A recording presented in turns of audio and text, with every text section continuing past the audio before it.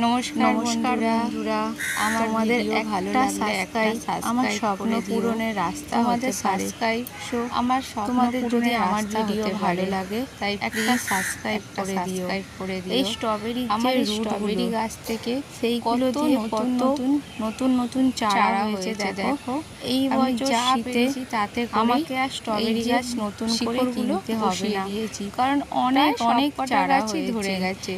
মনে হচ্ছে এবারে ছেড়েছে স্ট্রবেরি কিনতে হবে না। এই একটা যদি হয় তোমাদের কিভাবে দেখো, আমি যা পেরেছি তাতেই মাটির মধ্যে এই যে শিকড়গুলোকে বসিয়ে দিয়েছি।